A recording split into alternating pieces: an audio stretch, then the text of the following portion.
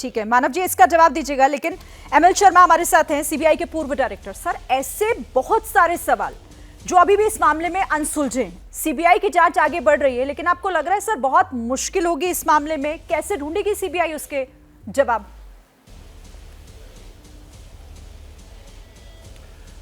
मेरे विचार में जी, सीबीआई को सही अपराधी या अपराधियों तक पहुंचने में कोई कठिनाई नहीं होनी चाहिए। मैंने किसी दूसरी चैनल पे एक दो दिन पहले बताया था कि इस केस के इन्वेस्टिगेशन में सबसे पहले ये ज़रूरी है कि जो विक्टिम है या पीड़िता मृतक हैं उसके वैजिनल स्वैब्स का डीएनए टेस्ट कराया जाए, और डीएनए टेस्ट में अगर ये लगता है कि एक आदमी का ही डीएनए है वैजिनल स्वैब में, तो क्या वो उस आदमी का है जिसको पुलिस ने पकड़ा और जो अब सीबीआई की कस्टडी में है। और अगर एक से ज़्यादा आदमी के डीएनए स्वैब हैं, डीएनए है, तो फिर दूसरे अपराधियों की भी पहचान की जानी चाहिए। तो डीएनए जो है परफेक्ट साइंस है और उसमें 100% एक्यूरेसी होती है, और सेंटर फॉरेंसिक साइंस लैब्स में, स्टेट फॉरेंसिक साइंस लैब में आजकल 2-3-4 दिन में डीएनए टेस्ट का रिज़ल्ट आ जाता है। मैं ऐसा मानता हूँ कि शायद अब तक अगर भेजा है लैब में तो डीएनए का रिज़ल्ट भी आ गया होगा।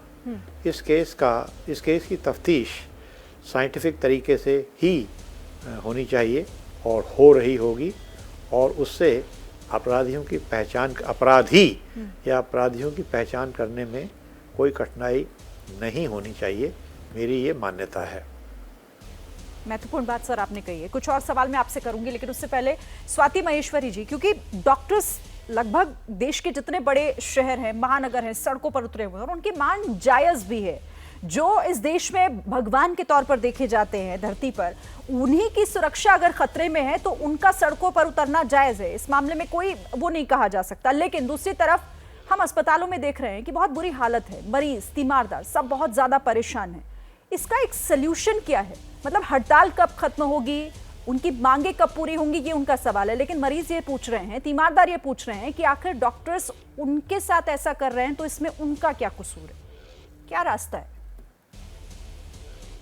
देखिए श्रीन, ये जवाब टीएमसी के जो पैनलिस्ट हैं यहाँ पर उनको देना चाहिए कि हमें सड़क पर घूमती हुई ममता बनर्जी या चीफ मिनिस्टर नहीं चाहिए।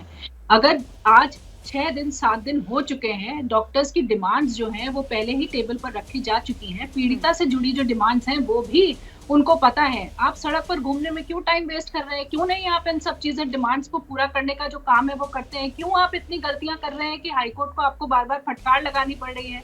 डॉक्टर्स तो सॉफ्ट टारगेट है ही। आप जब चाहे तब डॉक्टर्स को पकड़ करके ये बात बोल ही सकते हैं कि भाई आप अपने काम पर वापस क्यों नहीं जाते हैं। लेकिन वो काम पर कैसे वापस जाए जब वो सुरक्षित है ही नहीं? ये तो अनसंग हीरोज हैं सोसाइटी के, जिनको आप जब जैसे मन करता है लोग यूज कर रहे हो। ये भी तो समझिए कि अगर वहां पे इतनी सारी लड़कियां जो शांतिपूर्ण प्रदर्शन कर रही थी शिरीन, वहां पर भी 7,000 गुंडे घुस जाते हैं, तो किस तरह की सरकार है और किस तरह के ये लोग प्रोटेक्शन जो है डॉक्टर्स को दे रहे हैं? क्या डॉक्टर्स के मन का मनोबल है कि वो वापस अपनी ड्यूटी पर किस मनोबल से वापस जाए? ये भी तो ये बताएं कि कैसे वो वापस जाकर के अपनी ड्यूटी करे। कल को हम किसी दूसरी लड़की या किसी और पीड़िता के बारे में बात नहीं कर रहे होंगे, इसकी गारंटी है क्या इनके पास कि जिस में जो इतना पुराना मेडिकल कॉलेज है, इतना पुराना हॉस्पिटल है, उसमें कोई प्रॉपर रूम्स नहीं है कि डॉक्टर्स रेस्ट करें, उसमें प्रॉपर सिक्योरिटी नहीं है कि डॉक्टर्स सुरक्षित हो, रात में सोने के लिए, खाना खाने के लिए जगह नहीं है, तो क्या इतने बेसिक राइट्स भी डॉक्टर्स के पूरे नहीं किए जाएंगे? वो केवल काम करने के लिए ही है कि वो केवल बस लोगों की जानें बचाते रहे और उनके अपने जान की कोई कीमत नहीं? वो कहाँ पे रेस्ट करेंगे, कहाँ पे खाना खाएंगे, वो सुरक्षित फील कर रहे हैं या नहीं कर रहे हैं? ये भी तो समाज की और अथॉरिटीज की ड्यूटी है जो कि फुलफिल होनी चाहिए। देखिए, हर बार ये होता है कि कुछ दिन के लिए प्रोटेस्ट होता है, कोई लॉलीपॉप्स पकड़ा दी जाती हैं और उसके बाद डॉक्टर्स वापस अपने काम पर चले जाते हैं। पर कब तक हम उनको इस तरह से पैसिफाई करते रहेंगे? कहीं ना कहीं कुछ ठोस कदम उठाते हुए दिखना चाहिए। अगर ठोस कदम ऊपर नहीं उठ रहे हैं तो डॉक्टर्स को तो एक टेंशन है ही। और देखिए, ये एक बहुत बड़ा तबका ऐसा है शिरीन जो कि हर वक्त सेवा में निर्लिप्त है, जो हर वक्त लोगों की जान बचाने में लगा हुआ है। जब आपको लगता है कि आपका जीवन जो है बिल्कुल अंधकार में पहुंच गया है, अब कुछ नहीं बचा है, तब यही डॉक्टर्स आशा की किरण लेकर आपके जीवन में आते हैं। आज अगर उनके जीवन में निराशा है तो फिर कहीं ना कहीं सबको इस वक्त को और यही सपोर्ट वजह करने है की ना जरूरत कि है उन ताकि उनकी डॉक्टर्स के डिमांड्स पूरी साथ हो। इस वक्त पूरा देश खड़ा है और वो भी चाहते हैं, पूरे देशवासी इस वक्त चाहते हैं कि उन डॉक्टर्स को जो वो चाह रहे हैं वो मिले।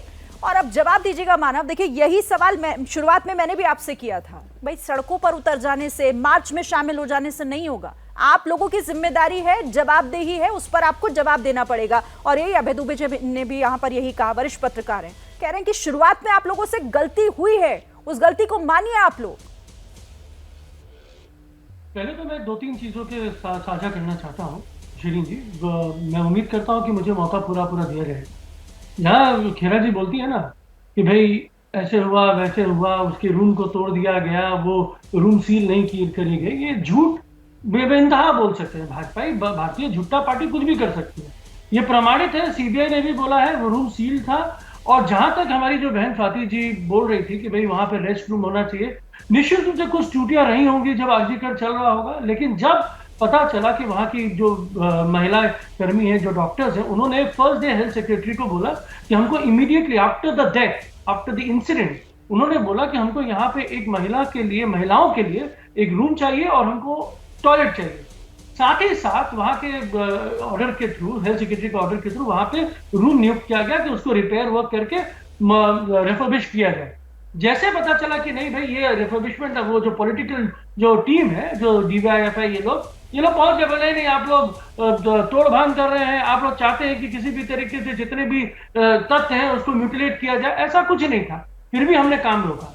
हमारे जो नेत्री है, हमारे जो कमिश्नर है, हमारे जो हेल्थ सेक्रेटरी है, सबने वहां के स्टूडेंट लोगों से बात करी, जो चीज चाहिए, जब तक कि पोस्टमार्टम भी वहां पे लोकल जजेस के थ्रू कराया गया, वहां के डॉक्टर्स अवेलेबल थे, सारे जो फोटोग्राफी हुई वहां पे लोग अवेलेबल थे, पैनल ऑफ स्टूडेंट पैनल की टीम अवेलेबल थी।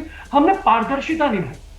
हमने एक महिला मुख्यमंत्री, एक लौती मुख्यमंत्री पूरे देश में, अब हिस्टोरिकली मैं सम्मान करता हूं महिमा जी का, जिन्होंने इस चीज को उजागर किया कि पहली मुख्यमंत्री है पूरे देश में जो एक पीड़िता के परिवार के साथ जाके खड़ी हुई।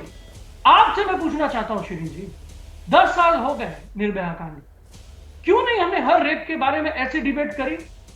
उत्तर प्रदेश, उन्नाव, हथरास, कठुआ, उत्तराखंड में भंडारी जी, इतने सारे रेप। मानव, हर रेप पर डिबेट होती है, लेकिन यही तो सवाल है ना कि रेप पर हमें डिबेट क्यों करनी पड़ रही है। मानव जायसवाल, ये तो आपका सवाल ही गलत है। हमें रेप रोके कैसे जाए, इस देश में महिलाएं सुरक्षित कैसे हो, इस पर बात करनी चाहिए।